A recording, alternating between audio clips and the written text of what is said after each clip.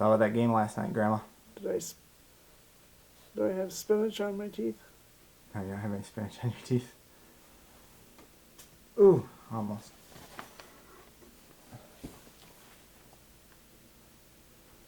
So how about them Blue Devils? Boy, they were good. I probably had the whole family watching them. For Allie and Nancy to call and say that they had watched the game. They weren't going to, and then they got caught up in it. I thought that was great. Okay.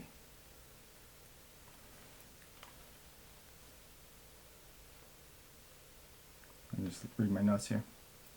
So, if you remember the last thing, I don't know if you can remember, about 4 or 5 weeks ago that we left off on, we talked about the day that Grandpa died. So that's where we left off. So Oh, what specifically were we talking about? I just asked you what happened that day, and Oh, yeah, that You I kinda- came home from school. I had my hair cut or something. I came home from school and he was washing the car and I heard a bump. I think that's where we were.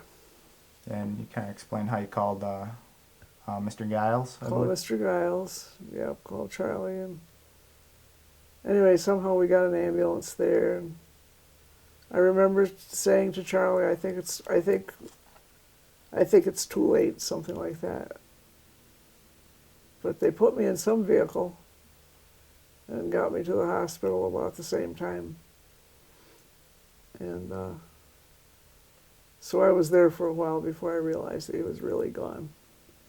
You said you had called Charlie first. Did you have a feeling you knew what happened and you didn't want to? Yeah, I didn't want to be alone. Gotcha. That's what I thought. I guess you knew the circumstances going into the marriage. Was it? I doubt it was any easier knowing what was Well, going to you happen. know, But I think we all pretty much lived one day at a time. And knowing what he said to me when he proposed, I didn't dwell on it. I didn't think about it a lot. It was part of what we did every day. He took his insulin, he drank his beer, you know, I mean, the things that we just, it was pretty much one day at a time. so you just lived your life and enjoyed every moment. Yep. Sounds like. From your perspective, how do you think Dad handled the passing of Grandpa? Oh, I think it was very hard. He was surrounded by adults. Everybody wanted to take care of him, you know, but he was 13.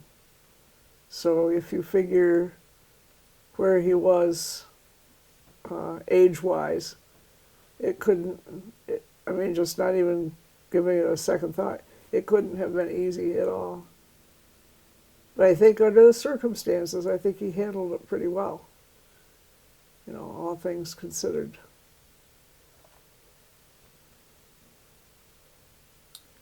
Okay. You let me have your journal, and you made a note in 1973 that you self-destructed. What? That I felt what? You self-destructed? Yeah, I did. What did you mean by that? Well, I started drinking. That's self-destruct. What was your drink of choice? Beer. Yeah. But I drank a lot. I couldn't just go and have a beer. I'd have a beer and say, I'll have another one. And then I'll have another one. And so I know I came up Robinson Hill Road in my car, probably past the limit most of the time, but you know, that was kind of a way of life right then. That I wasn't the only one. There were people around me doing it too, and not that that gives you a license, but So I have here, I don't know if it's kind of out of order. So the effect that Grandpa's death had on you is you self-destructed and it led to, would you Well, consider it it was, heavy it was drinking? all of a sudden, it was very lonely. Even though I had a child in the house, uh, I didn't really give him the time that he should have had during that time. You know, it was a lot about me, trying to take care of my needs. How was the support system at that time in your life from friends and Well, I had a family? lot of support, except that people don't want to hear what you have to say. Uh, they have their own problems. They want to dwell on what's bothering them more than they want to dwell on what's bothering you. And I didn't get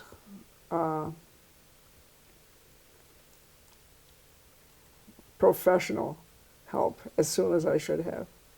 How long did it take you before you sought professional help?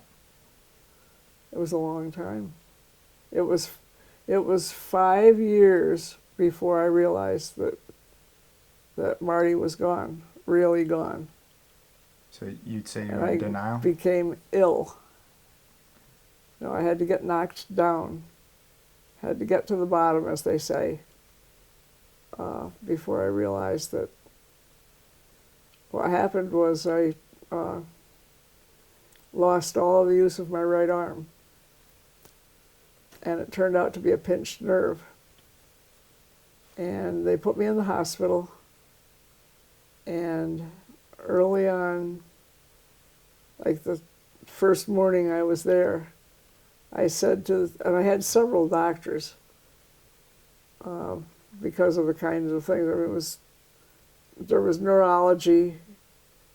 They were seeing things I didn't even see. They realized that I needed some psychiatric help.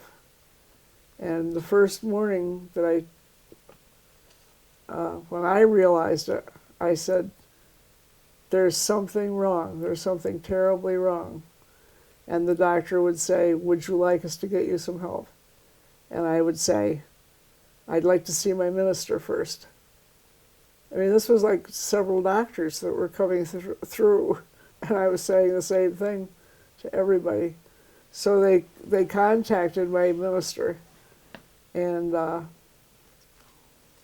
it was Maundy Thursday when this happened, and my minister was Bob Hammer, and he said, "I would love to be there, Betty, but I can't. It's Maundy Thursday, and I cannot get out of my responsibilities until," I think he said 7:30, 8 o'clock that night. "Can you hang on?" And somehow he gave me the strength to hang on for the rest of the day.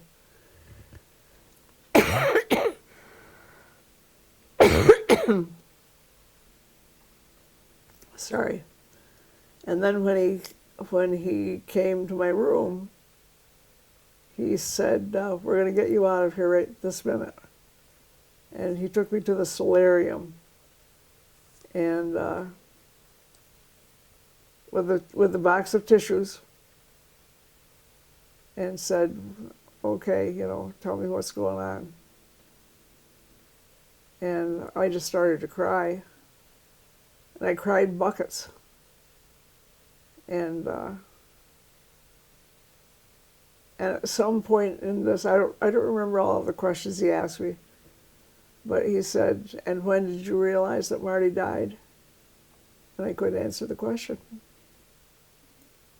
But that's when I said, "I guess now I realize." And that was the beginning of my getting back to normal, the healing that needed to go on. And one of the things he said was, "We're going to get you out of the room that you're in. You don't need to be in with somebody else. You need to kick and scream and holler and cry and do whatever you need to do. Get this out of, get this stuff out."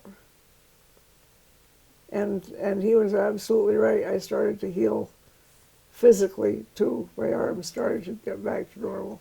Of course, they had a lot of things for me to do, but all of that plus realizing that my mind had to get back to normal too. So it wasn't easy. Were you still teaching through this period? I had taken a leave of absence. For how long? I don't remember. So you said it took you 5 years before you hit rock bottom, so Yeah, about 77, 78, somewhere in there yeah, before. that's exactly right. How was your mothering affected throughout that period, would you say? My own mother. No, your being a mother to Dad. Oh, being a mother. Oh my gosh, it couldn't help but be. It had to be so tough on him, and I know it was, because he did some self-destruct stuff too. You know, it wasn't like we didn't know what was going on, but he wasn't paying much attention to my needs, and I wasn't paying much attention to his. So it was tough. Now, when did your mother move out? Was it before or after Grandpa died? It was after Grandpa died. Okay. Yeah, I realized that it wasn't a good situation to have her there, mostly in my own mind because my self-destruct. She wasn't a drinker. She couldn't understand all of that stuff. And I wasn't a drinker either, and I couldn't understand all of that stuff. You know what I'm saying? That's what I was going to ask. Had you indulged in alcohol that much before Grandpa passed? No, never. I drank, but I didn't drink just to drink.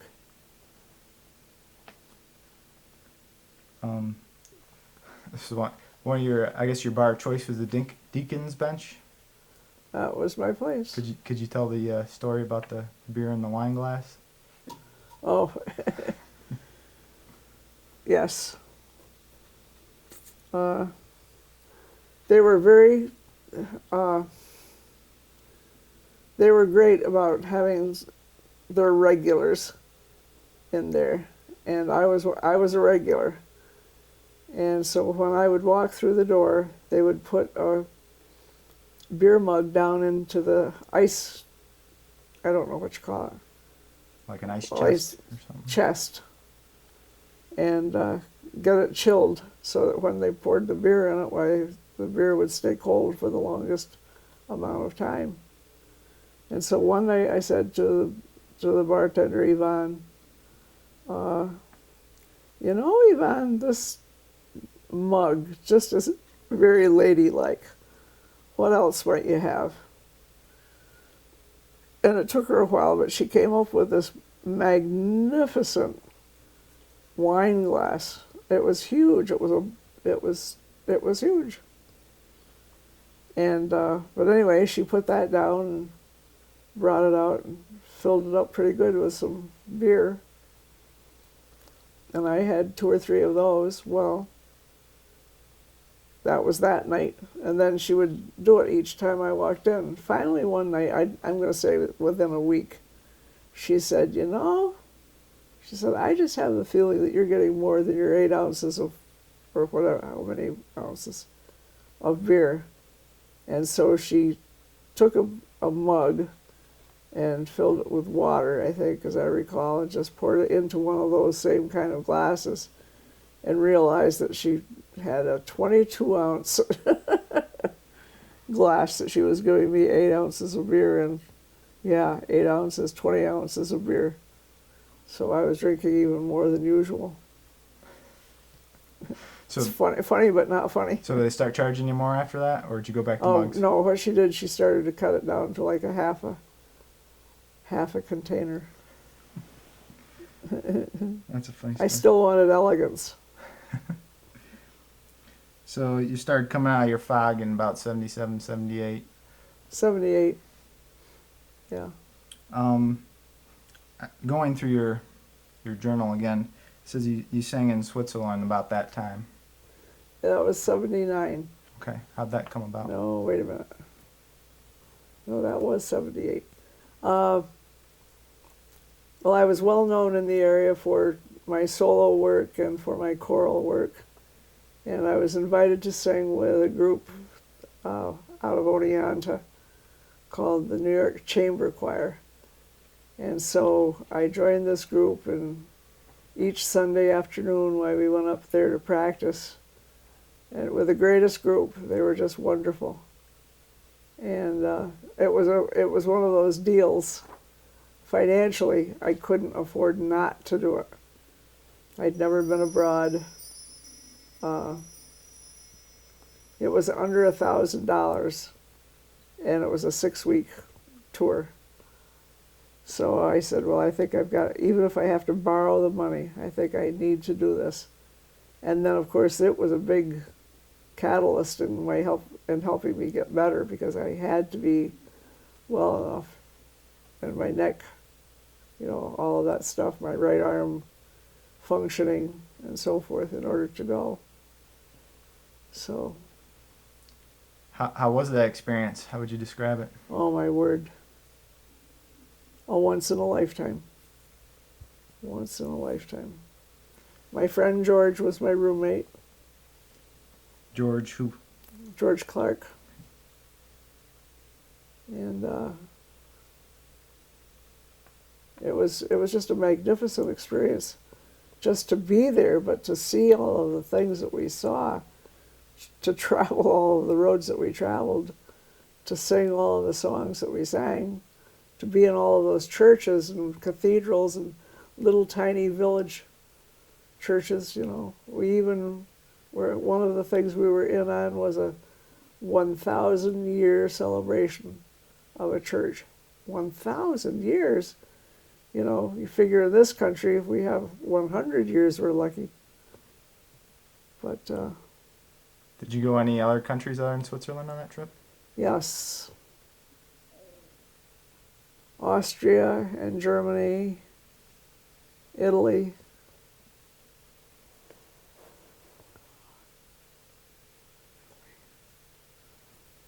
France.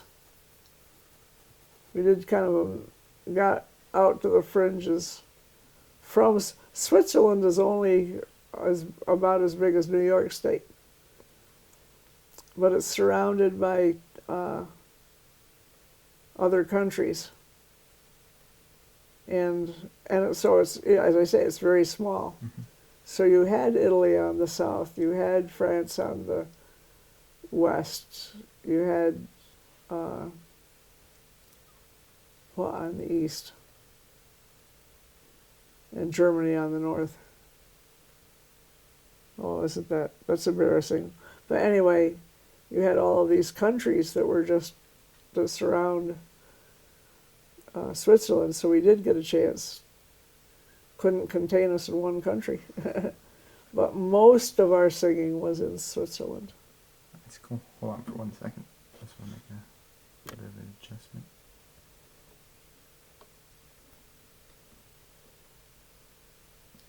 I got just a general performing question for you.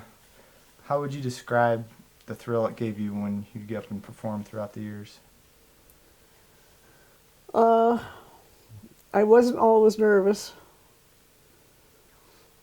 I always enjoyed the accolades, but if you think about the kind of singing I did, it was mostly in church, and there was no applause. So you did it because you knew you had a talent to share. At least I did. And then later, you'd get your accolades. When the service was over, people would come up and tell you how much they enjoyed your performance. Would you get that high like a lot of people describe? Absolutely.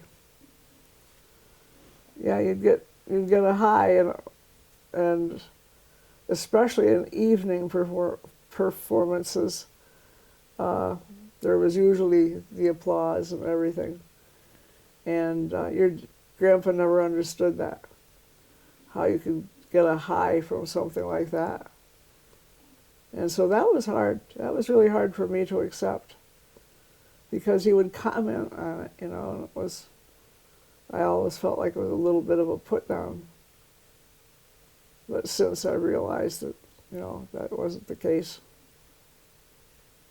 But that's the way I took it. Let's see here.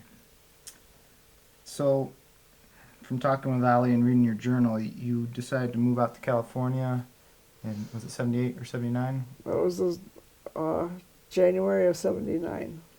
And why did you decide to go out there? Well, Ollie had been out after me for years to do it. And I had semi-retired. That's not the word I want. Well, yes, I did, because I didn't, that time I think I just resigned. I don't think I took a leave of absence.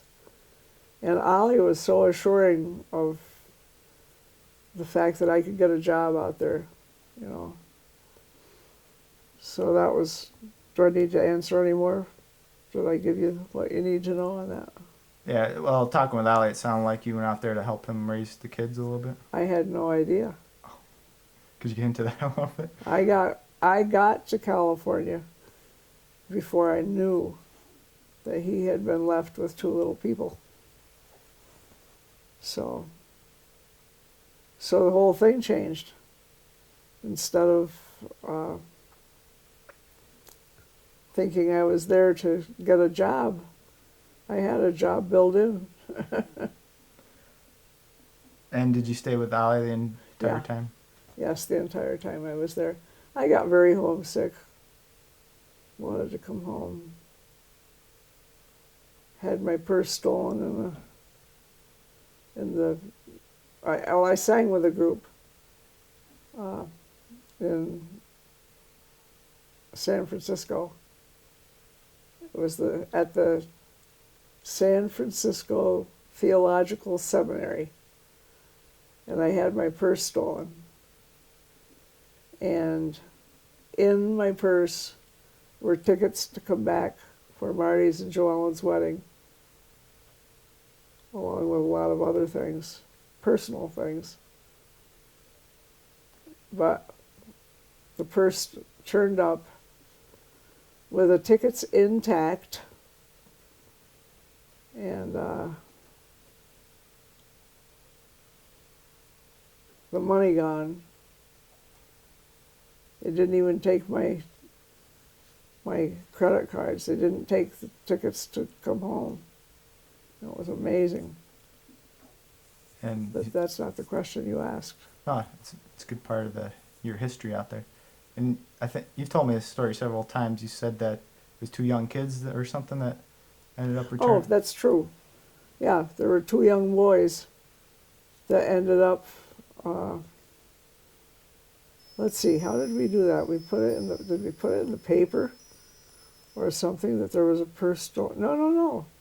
They just called and asked if I had lost a purse.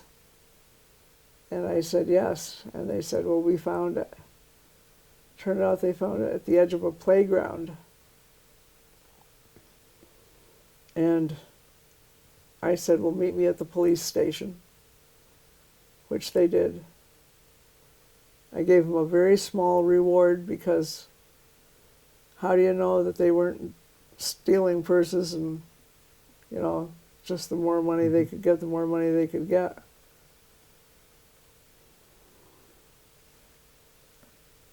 Did you work while you were out in San Francisco? I did. What'd you do?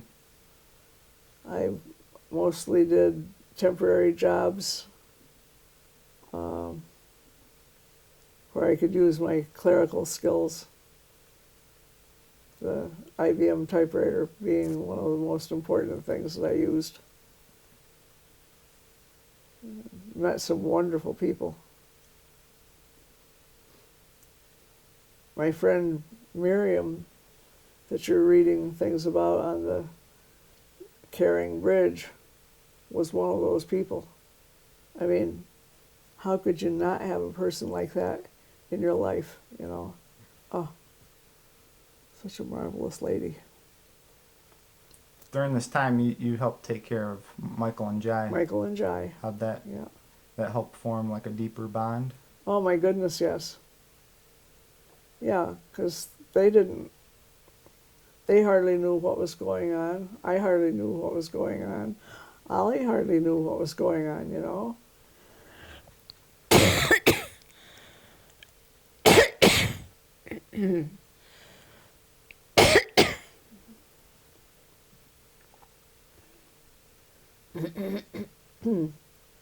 So, but my relationship with them was kind of a what it was. It was an aunt to a niece nephew.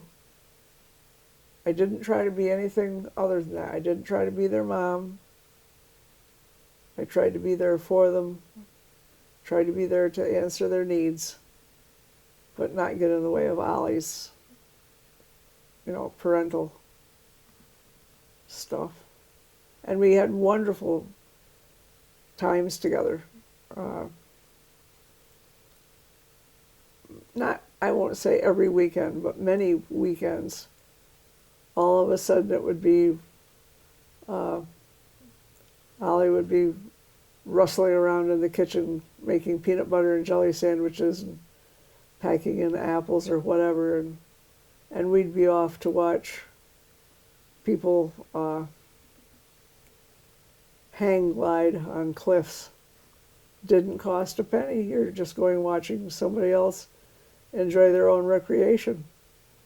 That's cool. It was cool. But I mean, that's the kind of thing we did. We didn't, there wasn't any money to spend on shows and stuff. So, bless his heart, Ollie found all these things to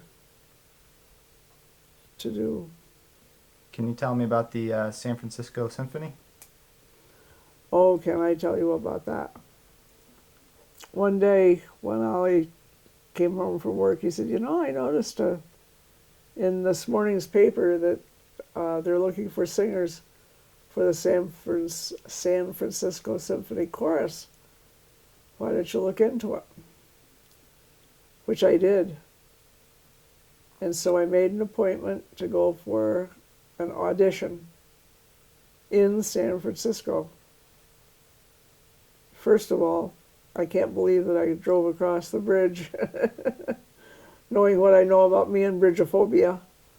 But I did it and made the appointment, went over, and the man who was the director of the San Francisco Symphony Chorus, Louis Magor, Magor, was the person running the auditions.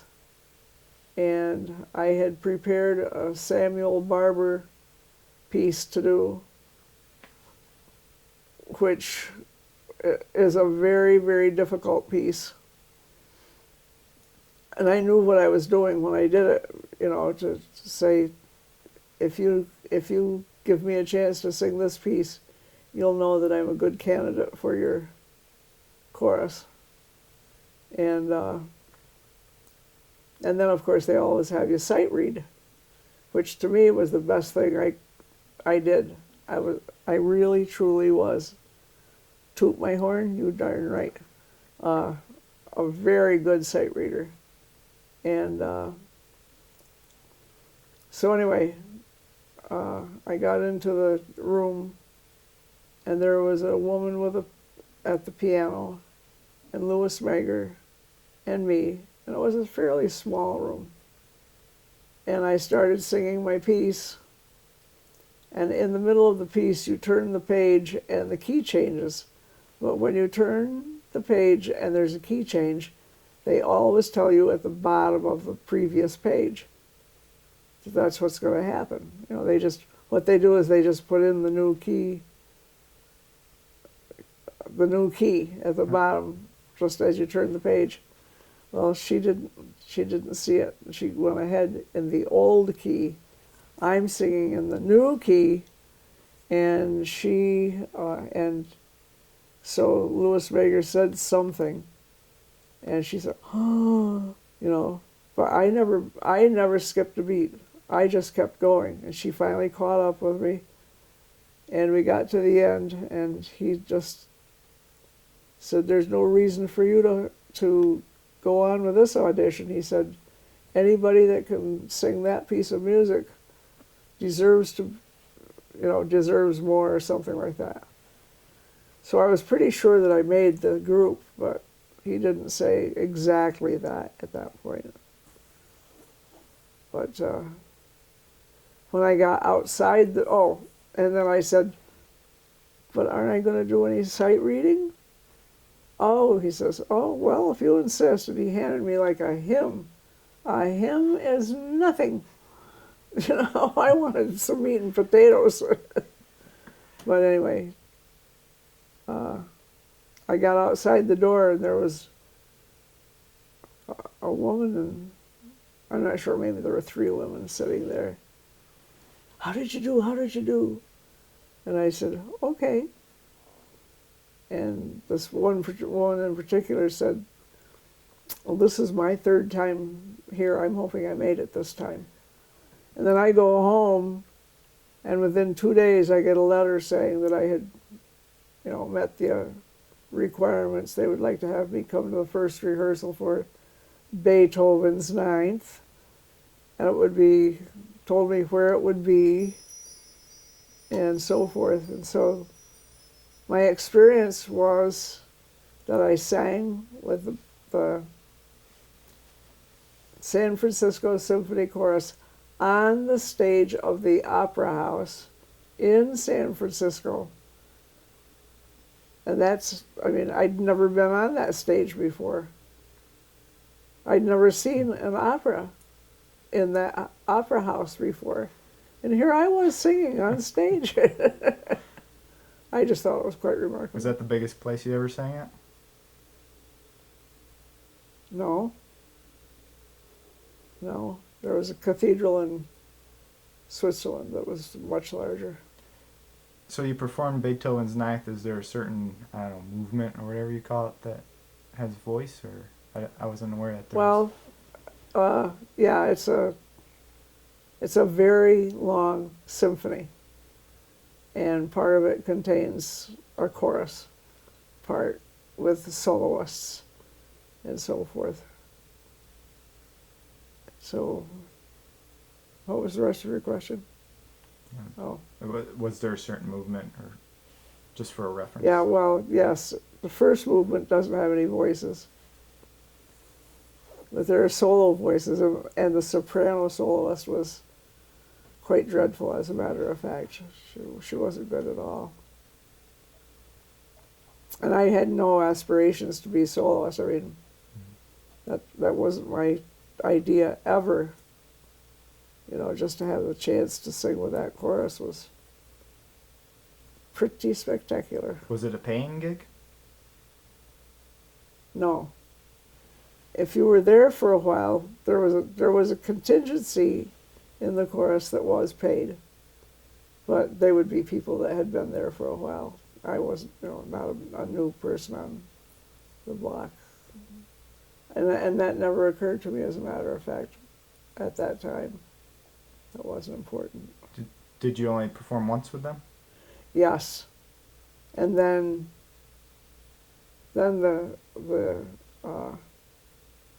homesickness started to get to me, and I decided not to stay.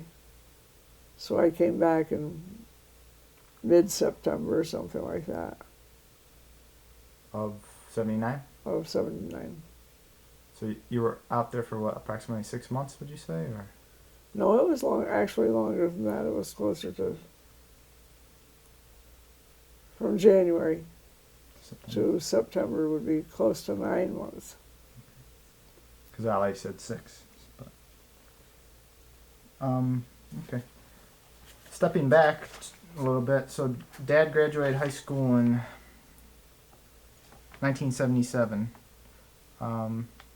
Did you guys have any discussions on what his next move would be in life, or? Well, I did offer him the chance to go to college, and he said he didn't want to be stuck in the books anymore. So, he had a job with, what's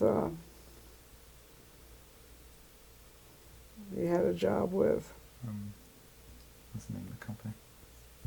American Dynatel or something like that? I can't remember. What? Was it American Dynatel? It was something. Not Dynatel. Then they were bought out. Dyna something. I know. I'll get it from him. How did he and Mom meet? Do you remember that? Well, I just know that they met because I taught at UE and Joellen was a student in the chorus and other things. And he always came and recorded our concerts. So he was always at the concerts. I know, I guess Camelot was the big one. That was Remember that? the biggie. Need something to drink? I'm gonna have to stop for a couple minutes. Okay, so we were talking about how Mom and Dad met at Camelot. Do you remember that being I there? don't remember specifics. I just remember that Marty was always recording my concerts. And then during Camelot, he spent even more time because I was there almost every night. And rather than leave him home, why he was coming, you know. So I'm not sure who was chasing whom. But I remember, I don't know if you told me a story or Mom told me a story, but she somehow called you and asked for Dad or something. I don't know. It sounded like Mom was kind of like the pursuer.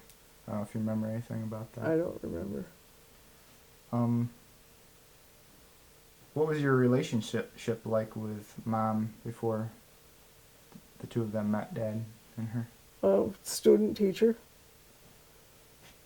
And I had to kind of keep it that way, you know, just because of the circumstances. Now, did Mom ever take voice lessons? Yes. Yeah, anybody who sang in my chorus,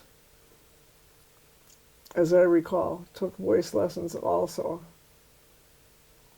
And then they sang for the NYSSMA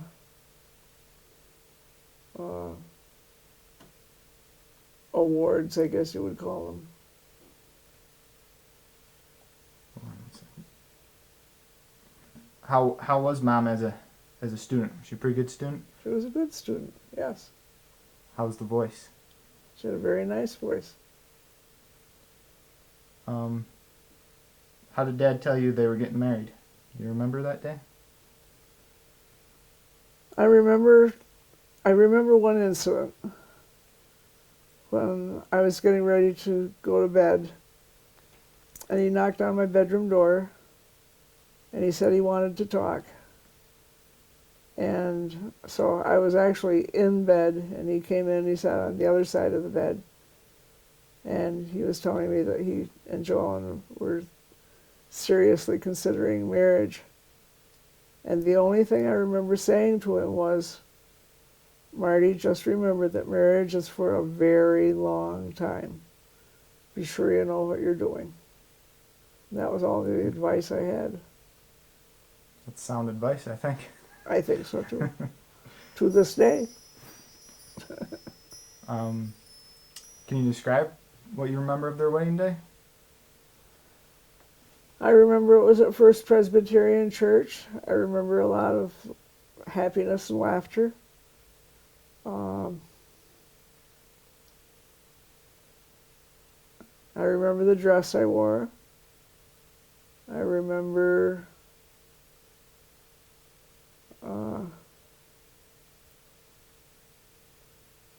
I remember it was a very happy day, yes. I take it you walked down the aisle on that day? Or? I don't remember that part. I really don't remember a lot of the details. And don't forget, I was in jet lag. So it was one of those things where you just came in and Pretty probably within much, a day or yeah, so you were at a I wedding? didn't stay very long, as I recall. And I think that that's the way it actually was. Did Dan play that day? I don't Dan remember. Rockley. Did he? Um, I guess next topic is the birth of your grandchildren. What was that like for you? Traumatic. Good heavens. I was too young to be a grandmother. Were No, that's really kind of the way I felt, you know, it was all very, and I was going through a marriage and a divorce with Tom.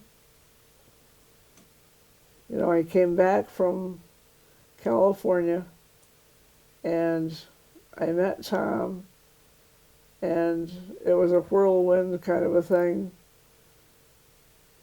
I won't say it never should have happened because I don't lead my life that way very much. But those were the things that were happening, a lot of things simultaneously. were you there for the birth of both your grandchildren, or? No. No, I was there for your birth. And then I was in Arizona when Jenny was born. Speaking of Tom, can you tell us how you and Tom Rounds met? At a bar. What bar? That was part of the self-destruct, but I wasn't quite into it as much as I had been. And I don't think it was the Deacon's Bench. I think it was the place in the small mall, Daniels, Which is now Cacciatore's. which is now Cacciatore's. What year?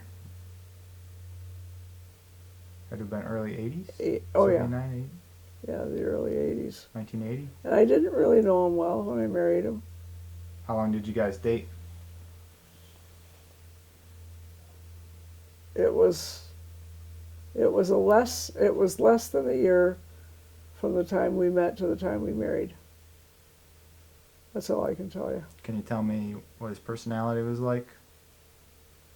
Oh, Tom? He was charming. He wanted to take care of me. And I was at the point where I wanted somebody to take care of me. But I didn't realize that in doing so, I was letting him control my life. And that was a huge mistake. So you got married in 1982, if I remember correctly, I think that's correct. in February. Do you know what was Dad's reaction to you getting married to Tom? Did you ever pick up on that? Say that again. What was Dad's reaction? My dad. Oh, he didn't want me to get married at all. Mom, I don't know that these were his exact words, but what I remember is, Mom, don't marry that guy. I mean, you know.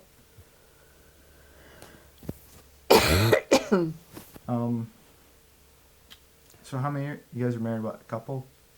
How many years? Yeah, we were married less than 3 years from beginning to end. What was the relationship like throughout those 3 years? Stormy. I remember crying a lot. Probably as much as I've ever cried. Because I was in Tucson, and Tom traveled a lot for IBM. And it turned out that some of the travel was to see other females. So, you know, hindsight being 20/20, not good. So all those things added together pretty much what led to the downfall of the marriage, sounds like. Well, he just didn't want to be married. He just, you know, if I had known it was going to end like this, I would never have married you. Well, why did you marry me, you know? Whose idea was it to get married? Did he propose, or did you guys just say, let's get married, or? It was pretty much a mutual agreement. How did the experience affect you in the long run, do you think, of being married to Tom Rounds? In the long run, I had to have that chapter in my life. Because I got to Tucson, I got to San Jose again, I lived in Poughkeepsie. I taught in Hyde Park, for crying out loud. You know, just all the things that happened to me. Sang in Capella Festiva. Had a chance to be a soloist in a lot of other places. Just an amazing number of Okay, so you mentioned you moved experiences. to Tucson. Was it that was shortly after you got married to Tom? Yes, And that was for his work. for his work with IBM. Do you know what he did with IBM? He was an engineer, Okay. How long? primarily with robotics. Oh, yeah. So he's no dummy, is what you're saying. He was no dummy. What was his educational background? Do you remember? High school. Just high school and he got into robotics, huh? Yep. Wow. Different world back then. Yes. That was. Do you remember what year he moved to Tucson? I'm going to say 81, 82. Okay. And how long did you guys live there? Till '83. When you moved Yeah. to Hyde Park. Any thoughts on your experience out there, living in Tucson? Oh, I loved the desert. Loved living in the desert. And if my family had said, you know, we're looking for a change, how about if we moved to Tucson? I would have been so happy. Well, I say that way. But I mean, I would not have been happy if Tom had stayed in my life, Mm-hmm. because I don't think he would ever have changed. With the womanizing and so forth. Let's see here. Remember the story of me on the water slide? And our visit Oh, out yeah. there? When you all came out on vacation. And what was that like when we all came out? Oh, I was so happy to have you there. Because as you can see, my life was not easy with Tom. So having family, oh my goodness. It was super. Let's see. Were you the one who told me the remote control story? You mean your I guys' think, bedroom? I don't know, probably. Oh, it was. Okay. It was, Before you moved to Tucson, what'd you do with your house on Robinson Hill? sold it, You sold it. So that was about 81 or so. yeah, 80 or 81. yeah. Anything else you want to talk about during your time years, Tucson years? No, except to say that even though I call him a poopy head and it was a terrible existence. I can't imagine my life without that chapter in it, because it brought all of these other things that were so positive. So, you know, you have to weigh things in life. Now, did you give up teaching during that time? Yes, I did. Did you work at all, or? Yes, I did. Again, I did temporary jobs. And I worked a lot for IBM. I had some really good jobs. And I was always offered a full-time job wherever I went. You know, how would you like to? I'd get that interview every time. Now, you moved to Poughkeepsie in 1983. Why did you move there?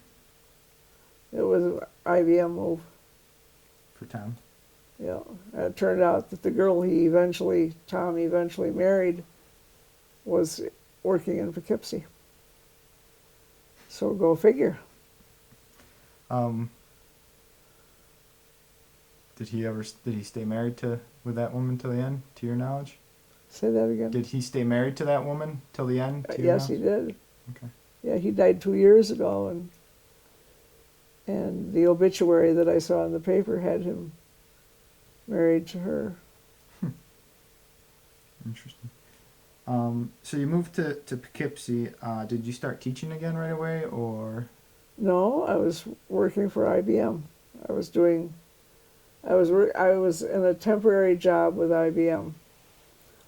and there was an article in Classified about a job in Hyde Park, and so I decided to post for it, and I was able to get an appointment and went and interviewed for the job. And then a couple of days later, I got a call from the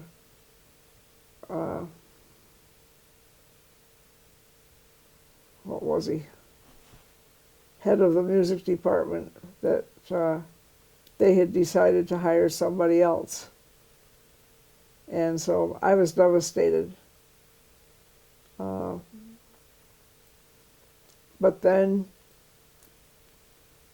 school started, and I was at work at IBM, and the phone rang, and it was the music chairperson who had interviewed me, and he said, "Are you still interested in the teaching job at IBM?" And I said, "Is the Pope Catholic?" I remember saying that. I mean, why would I say that except that it meant that much to me?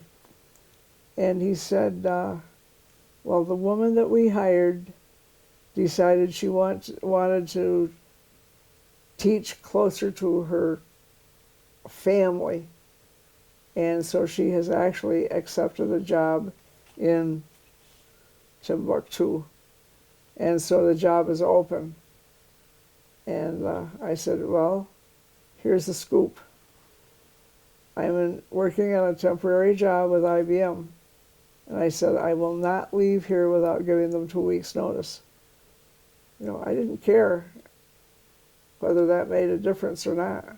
And he said, that's absolutely fair. We want you when you're available. So we made the date and started signing contracts and stuff. Now this was North Park Elementary? And that was at North Park Elementary. Were you still married to Tom at the time, or? You had to ask. Yes. Yes, I was. And so it must have been shortly thereafter, or were you guys in the process of getting divorced? There was talk, yeah. Could you tell me the ex-husband in the trunk story? How that came about? Oh, well, I did a lot of interesting things, I'm sure. But at the time, there were these little square things that people stuck on their back mirror saying, child on board, baby on board, that type of thing. And I happened to walk into a store one day and saw one of those stickies that said, ex-husband in trunk. And I had to have it, so I put it in my back window. He saw it at one point, and he was really upset that I would do that. And I thought it was funny. I guess we'll do one more question. Your mother also died in 1983. What effect did that have on you? Well, I can remember going down to Pennsylvania, down to Halley's, because that's where the funeral was. And I remember at the time that I could barely get from point A to point B because Tom was just not a nice person through the whole thing. And so I don't know that I probably mourned my mother before her death, and then considerably later after her death, just because of the circumstances of my own marriage at the time. Do you remember the last time you saw her? No. All right. We'll wrap it up for now.